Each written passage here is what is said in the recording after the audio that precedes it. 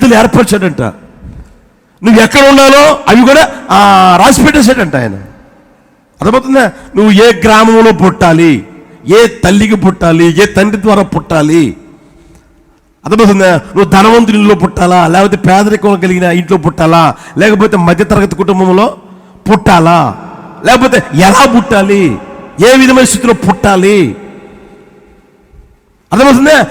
ఎలా పెరగాలి, ఆ తర్వాత ఏం చదువుకోవాలి, నా జీవితం ఈ జీవితం ఎక్కడ స్థిరపరచబడాలి, ఏ ఉద్యోగం చేయాలి, ఏ ప్రాంతంలో ఇతనికి ఇల్లు ఉండాలి, ఏ ప్రాంతంలో ఇతను ఇల్లు కట్టుకోవాలి, ఏ ప్రాంతంలో స్థిరపరచబడిన జీవితం జీవించాలి, ఇతగాడికి ఎంతమంది పిల్లలు, ఆడపిల్లలు ఎంతమంది, మగపిల్లలు చెప్పండి ఎంతమంది, సమస్తం ఆయన ఏం చేశాడంట చెప్పరేమండి?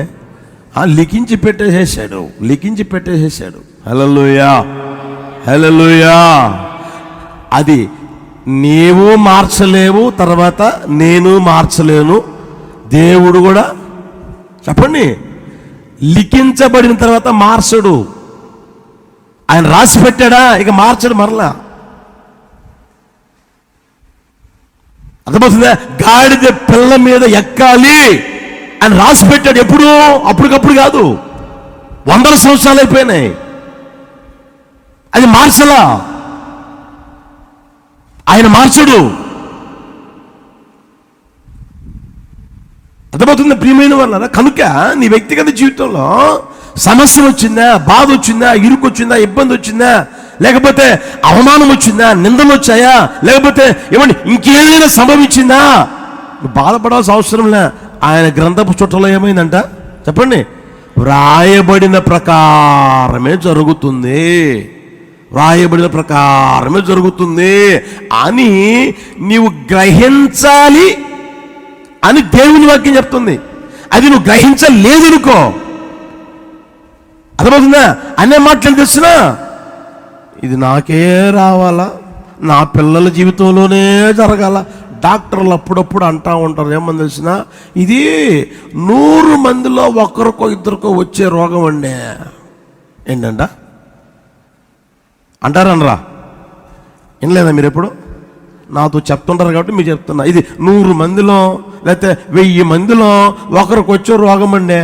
అదేదో నీకు వచ్చింది, నీ పిల్లలకు వచ్చిందండి, ఎవరేం చేస్తారండి అంటారు. అర్థమవుతుందా? నాకే ఎందుకు రావాలి, నా పిల్లలకే ఎందుకు రావాలి అని ఎప్పుడు అనుకోకూడదు, అలా అనకూడదు. గ్రహించకపోతే అంటావు.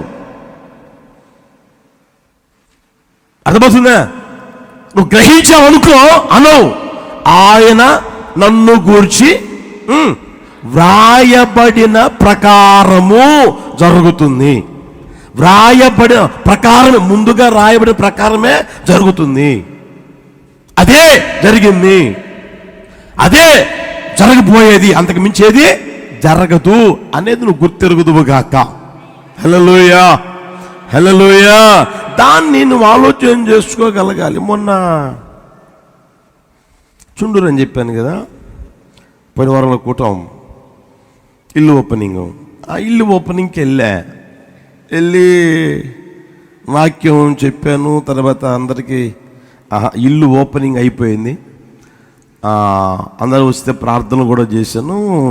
నా వల్ల కాదురా బాబు, నేను తినలేనురా బాబు అని అంటే బలవంతం చేసి కూర్చోబెడితే పెట్టింది తింటా ఉంటే ఆ సహోదరులు చెప్పిన మాట ఏంటంటే, గతంలో అక్కడ మనకు సేవ లేదు, మనం పోయి పెట్టొస్తూ ఉన్నాం, దేవుడు అక్కడ సేవ ఇచ్చాడు. ఆ రోజుల్లో ఒక ఇల్లు ప్రారంభోత్సవానికి పోయా. అప్పుడెప్పుడో నేను వాక్యం చెప్పా, ఇది ఇంచుమించుగా 7-8 సంవత్సరాల క్రితం చెప్తే ఆ మాటను పట్టుకున్నాడు ఆ వ్యక్తి. ఆ మాటను పట్టుకుని ప్రార్థన చేసుకుంటా ఉన్నాడంట. దేవుడు నీకెప్పుడు ఇవ్వాలో అప్పుడే ఇస్తాడు, ఆయన నిర్ణయించిన తారీఖులోనే నీకు ఇస్తాడని మీకు కూడా అప్పుడప్పుడు చెప్తా ఉంటా. అర్థమైందా? అది పట్టుకొని ప్రార్థన చేస్తానా, నేను అప్పటి నుంచి 7-8 సంవత్సరాల నుంచి ఈ సంవత్సరం ఇస్తాడు, ఈ సంవత్సరం ఇస్తాడు, ఈ సంవత్సరం ఇస్తాడు, ఈ సంవత్సరం ఇస్తాడు, ఈ సంవత్సరం ఇస్తాడు, ఎదురు చూస్తా వచ్చానన్నా, జరగలేదన్నా, ఇప్పటికి జరిగిందన్నా, ఇప్పటికి ఇవ్వాలనుకున్నాడు, ఇచ్చేసాడన్నా దేవుడు అంటా ఉన్నాడు. యేసయ్యకి మహిమ కలుగును గాక. హల్లెలూయా. అర్థమవుతుందా? ఏదైనా సరే వ్రాయబడి, చెప్పండి, వ్రాయబడిన ప్రకారమే జరుగుతుంది. అంతకు మించి ఏది జరగదు. ఇప్పుడు కాదు, ఎప్పటికైనా సరే దాన్ని మీరు గుర్తెరుగుదురుగాక. నువ్వు అది గ్రహించి ముందుకు అడుగు వేస్తా ఉన్నావు అనుకో, ఏ బాధ వచ్చినా సరే బాధపడవు, భయపెట్టినా సరే భయపడవు, ఏమండి ఎంత దిగులైనా సరే దిగులు పడవు, ఎంత వేదన సరే అది వేదన అనుకోకుండా ఏం చేస్తావు తెలిసినా, సంతోషంగా వెళ్ళిపోతానే ఉంటావు, ఆనందంగా పోతానే ఉంటావు. ఎంత బాధ అయినా ఎంత వేదనైనా నీ ముఖ కవలికలు పొరపాటు కూడా మారవన్నమాట. ఉన్నప్పుడు ఒక రకంగా, లేనప్పుడు ఒక రకంగా, పరిస్థితులు తారుమారైనప్పుడు ఇంకొక రకంగా, పొరపాటు కూడా మారదు. అప్పుడు ఎలా ఉందో తర్వాత కూడా అలాగే ఉంటుంది. హల్లెలూయా.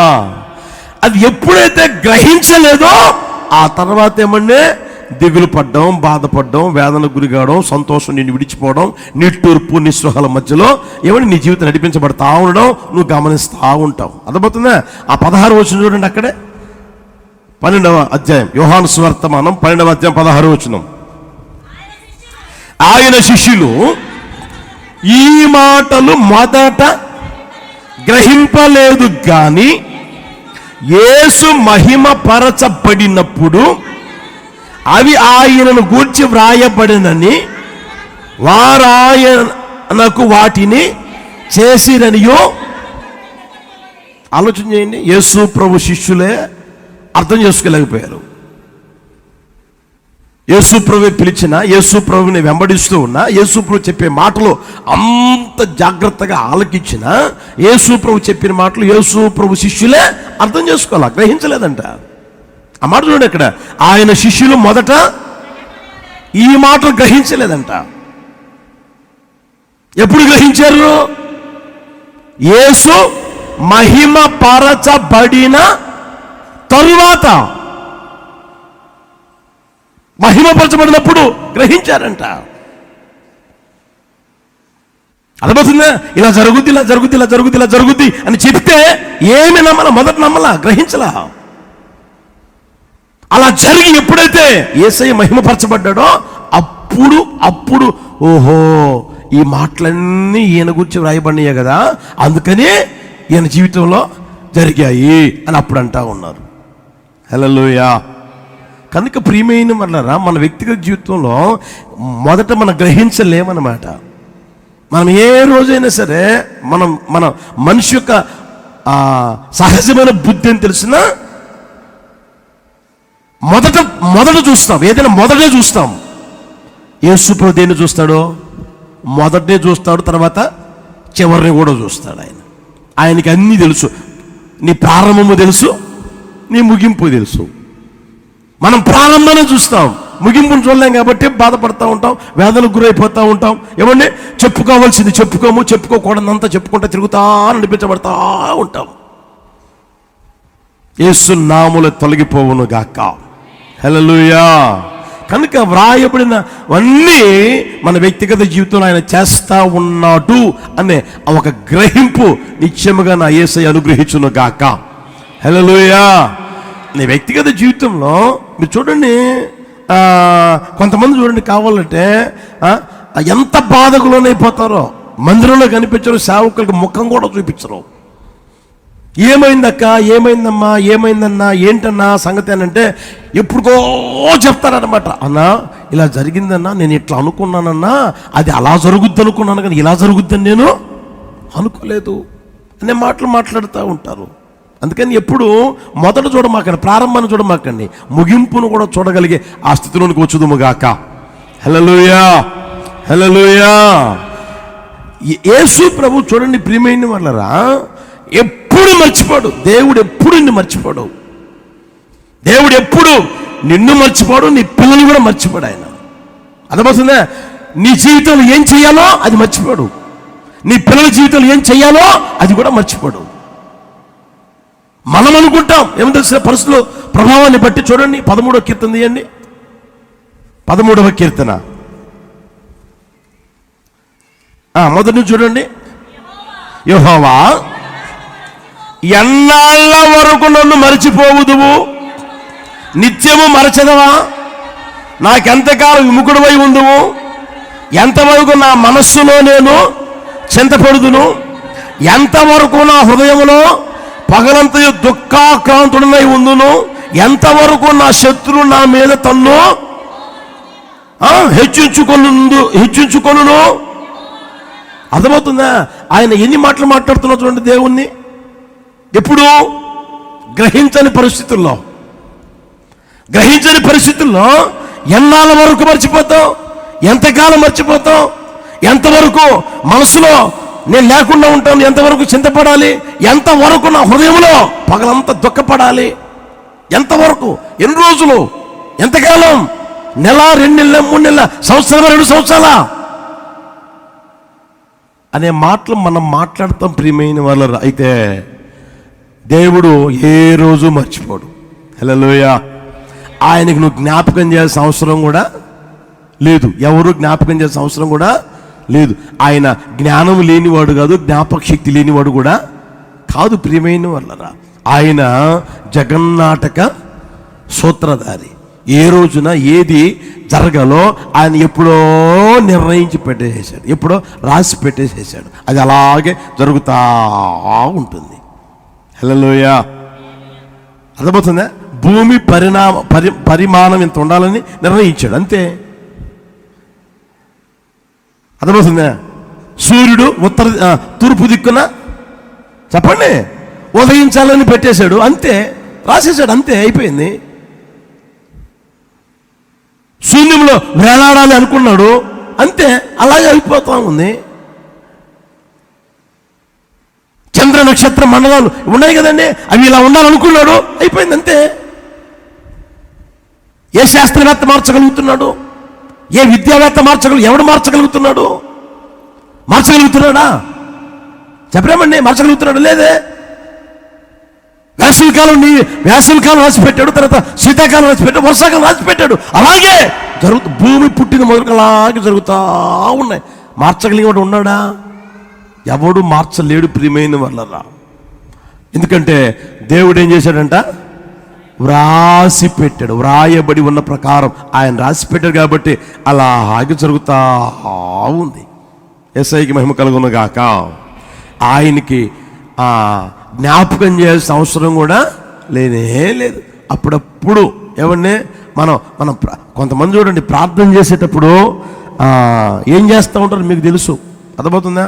లూకా సువార్త 11వ అధ్యాయం 13వ వచనంలో ఏమని రాయబడి ఉంది ప్రభువా? దేంట్లో చెప్పండి? ప్రార్థన చేసేటప్పుడు. అర్థమైందా? లూకా సువార్త 13వ అధ్యాయం 24వ వచనంలో అయ్యా ఇలా రాయబడింది ప్రభువా. ఆయనకి తెలీదా? రాయించింది ఎవరు? చెప్పరామండి. ఆయనకి తెలీదా? ఆయనకి చెప్తారన్నమాట.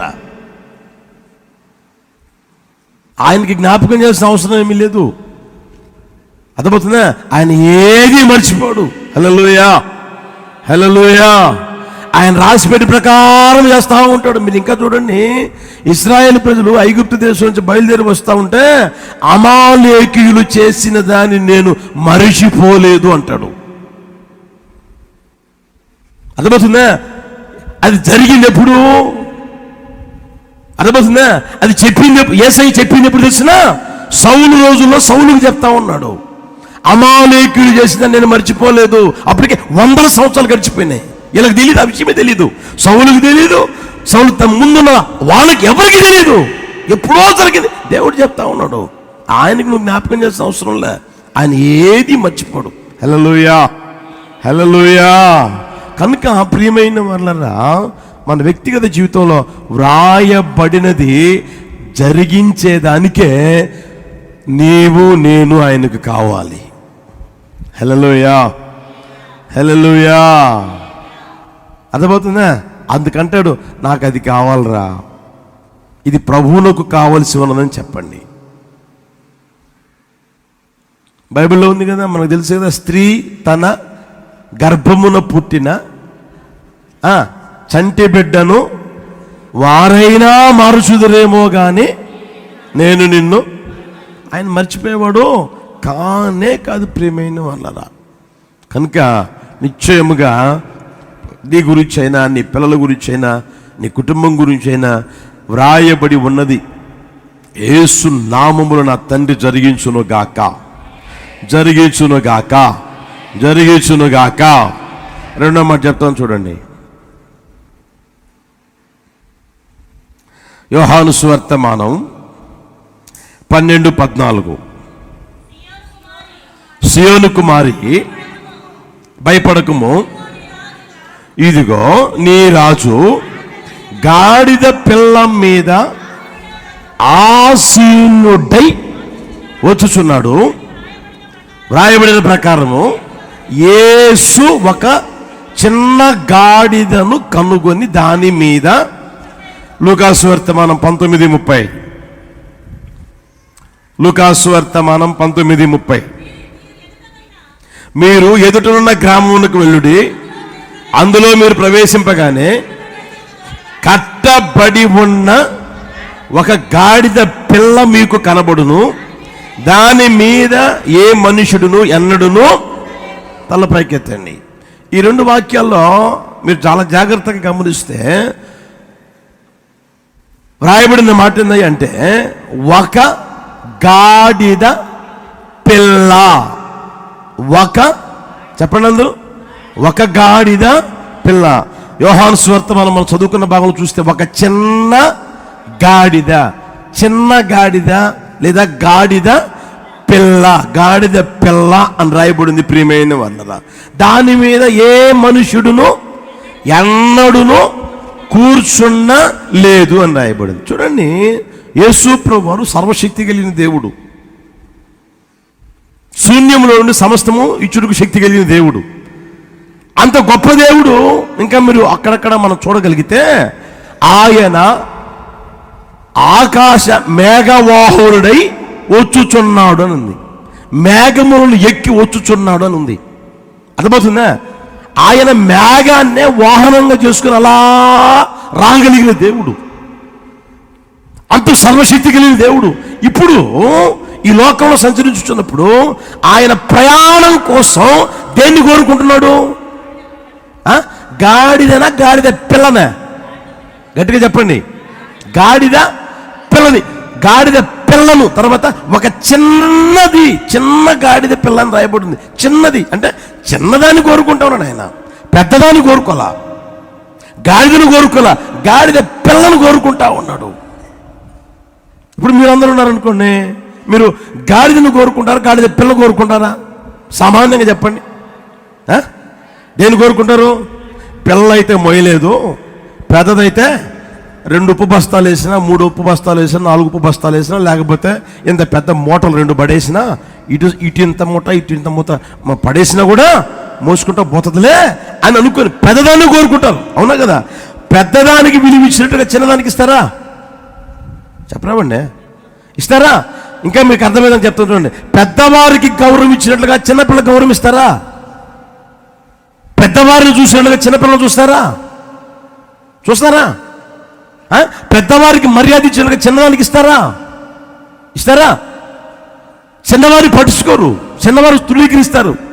వాడిదేముందలేరా, దానిదేముందలేరా అని మాట్లాడే మాటలు వస్తాయంటే, చూడండి, గాడిద పిల్లని ఎందుకు కోరుకున్నాడు అంటే దాన్ని తులీకరిస్తారు, దానికి విలువ ఇవ్వరు, దానికి మర్యాద ఇవ్వరు. అర్థమవుతుందా? అది లెక్కలోనికి రాదు, గాడిద పిల్ల లెక్కలోనికి రాదు. దానికే వయస్సు లేదు లేరా, దానికే అంత అనుభవం లేదు లేరా. అర్థమవుతుంది? అప్పుడప్పుడు అంటాం, మనమే అంటాం కదా, మన దగ్గర ఉన్న పిల్లలను చూసి అంటాం, ఏమని తెలిసినా వాడికి అనుభవం లేదు లేదా, వాడు చిన్న పిల్లలే అని చెప్పేసి అంటామా లేదా? అర్థమవుతుందా? అయితే దేవుడు చూడండి, పెద్దదాన్ని కోరుకోలా, చిన్నదాన్నే తీసుకురా అంటున్నాడు. హల్లెలూయా, హల్లెలూయా. ఒకవేళ నీ వ్యక్తిగత జీవితంలో, లోకములో నువ్వు తృణీకరించబడి ఉన్నావా? నా దేవుడిని ఎప్పుడు తృణీకరించాడు. అర్థమవుతుందా? నీవు విలువ తక్కువనికి ఎంచబడి ఉన్నావా? నీకు గౌరవ మర్యాదలు ఇవ్వని జీవితం నువ్వు జీవిస్తూ ఉన్నావా? నిన్ను గోంగూరలో పురుగులాగా తీసి పడేశారా? బియ్యంలో రాయిలాగా ఇలా తీసి పడేశారా? విసిరి పడేశారా? అయినా సరే నా దేవుడు పొరపాటు కూడా అలా నిన్ను చెయ్యడు. హల్లెలూయా, హల్లెలూయా. దాన్ని గుర్తెరుగుదువు గాక, దాన్ని ఆలోచన చేసుకుందురు గాక. నిన్ను ప్రేమిస్తున్న నజరేయుడని యేసయ్య ఏమంటే నీకు అనుభవం లేదు అని, నువ్వు ఎందుకు పనికిరావు అని, ఏమంటే నీకు నేర్పరితనం లేదని, నీకు టాలెంట్ లేదని, అర్థమవుతుందా, నువ్వు బలహీనుడు అని, నువ్వు శక్తిహీనుడు అని ఆయన ఏ రోజు పొరపాటు కూడా చూడడం. దాన్ని గుర్తెరుగుదురు గాక, దాన్ని ఆలోచన చేసుకుందురు గాక. హల్లెలూయా. నిన్ను ప్రేమిస్తున్న నజరేయుడైన యేసయ్య నీతో మాట్లాడుతున్న మాటలు చూడు, నీకు తెలియజేస్తున్న ఆ మాటలు చూడు. ఈ రోజున సామాన్యంగా మనం చూడగలిగితే మనమే తృణీకరిస్తాం, ఎవరిని చిన్నపిల్లల్ని తృణీకరిస్తాము. అవునా కదా? యేసు ప్రభు శిష్యులు పిల్లల్ని తీసుకొని వస్తూ ఉంటే పిల్లలు ఏం చేశారు? వాళ్ళు ఏం చేశారు? తృణీకరించారా లేదా? తీసుకుని వెళ్తున్నారా లేదా? అయితే యేసు ప్రభు ఏమన్నాడు? చిన్న పిల్లలను నా యొద్దకు రానియండి, ఇలాంటి వారిదే పరలోక రాజ్యం, నా యొద్దకు రానియండి. హల్లెలూయా. కనుక చూడు, నీ వ్యక్తిగత జీవితంలో ప్రియ యవనస్తుడా, ప్రియ తండ్రులారా, ఆ విలువ లేని జీవితం నువ్వు జీవిస్తూ ఉన్నావని యేసు ప్రభు ఏమాత్రం తృణీకరించడం. అందరూ నిన్ను తృణీకరించిన నా యేసయ్య నిన్ను పొరపాటును కూడా తృణీకరించడం. అర్థమవుతుందా? నీలో బలహీనత ఉందని ఆ బలహీనతను పట్టుకొని నిన్ను త్రోసివేసేవాడు కూడా కానే కాదు. నీ బలహీనతనే ఆయన బలముగా చేస్తాడు, నీ శక్తిహీనతనే ఆయన శక్తిగా చేస్తాడు. ప్రియమైన వాళ్ళ బైబిల్లో ఉంది కదా, బలవంతుని చేతిలో చెప్పండి బాణము వలె ఆయన నిన్ను చేయుటకు శక్తి కలిగిన దేవుడు. హల్లెలూయా, హల్లెలూయా. బైబిల్లో రాయబడిన మాట తెలిసిన 50 తీయండి, ఇర్మియా పుస్తకం, క్షమించండి, యెషయా పుస్తకం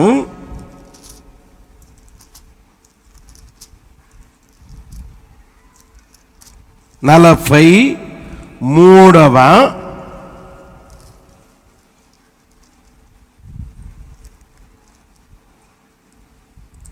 అధ్యాయం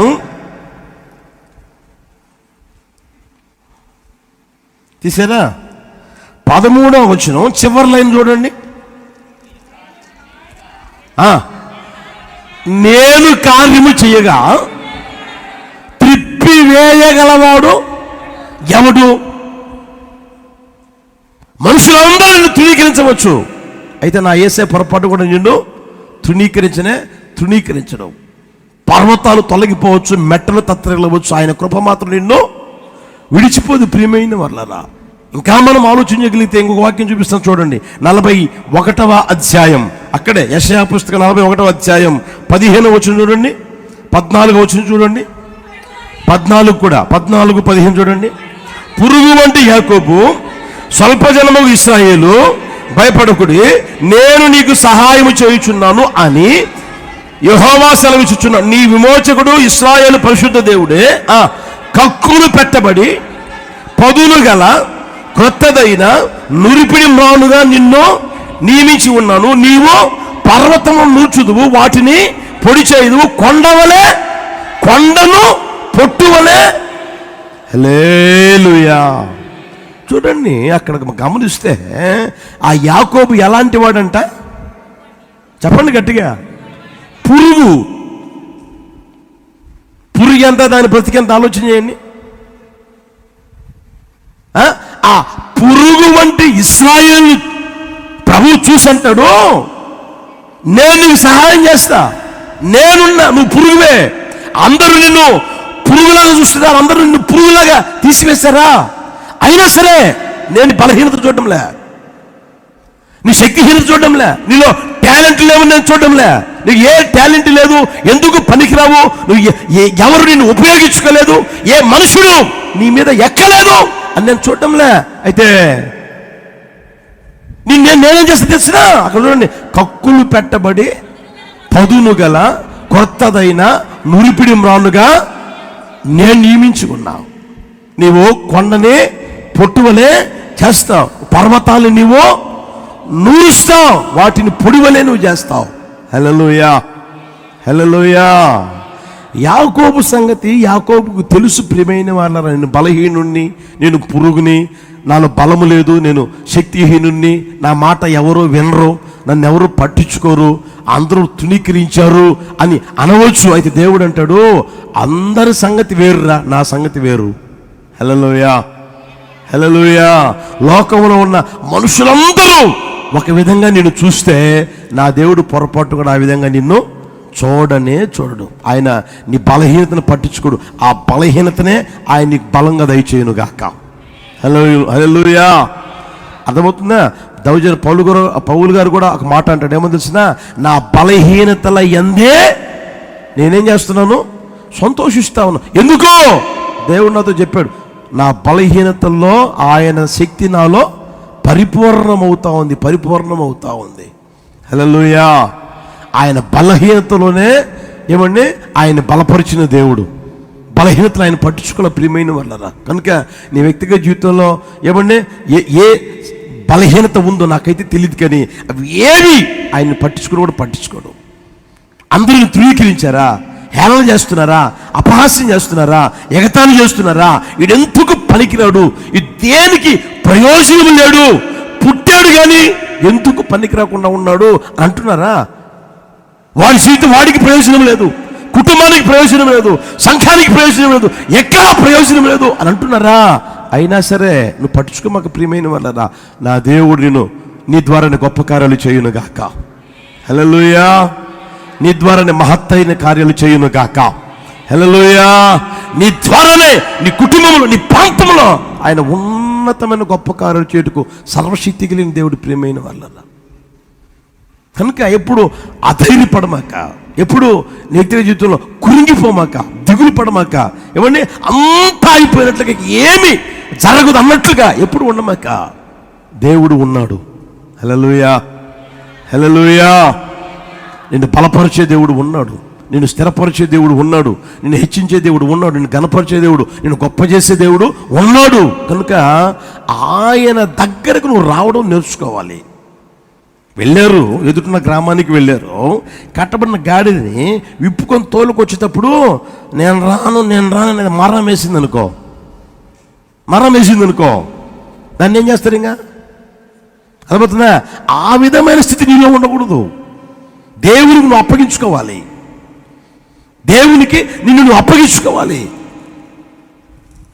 అప్పుడు ఆయన ఏమైనా చేస్తాడు, నీ కొరకే ఏమైనా చేస్తాడు. మీరు అక్కడే చూస్తారా, 41వ అధ్యాయమేనా,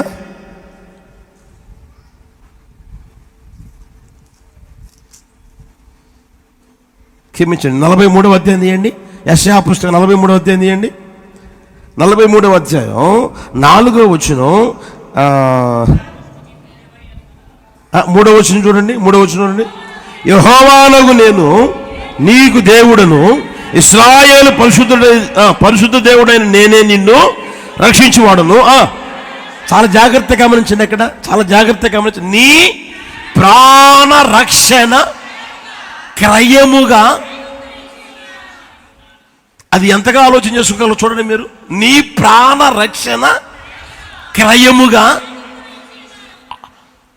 ఆ వ్యక్తి ప్రాణ రక్షణ క్రయముగా అంటే ఆ ప్రజల కొరకు ఒక దేశాన్నే క్రయముగా ఇచ్చేసాడంట దేవుడు. ఒకసారి గుర్తెరగండి, ఒక వ్యక్తి కోసం దేవుడు ఎంత అయినా చేయగలడు, ఆయన ఏదైనా చేయగలడు. ఒక దేశాన్నే తాకట్టు పెట్టాడు, క్రయముగా నేను ఇచ్చేసి ఉన్నానంటాడు. నీ ప్రాణ రక్షణ క్రయముగా, నీవు కాపాడబడేదానికి, నువ్వు ఆశీర్వదించబడేదానికి, నువ్వు దీవించబడేదానికి ఒక దేశాన్నే క్రయముగా ఇచ్చేసానంటాడు. ప్రియమైన వాళ్ళారా,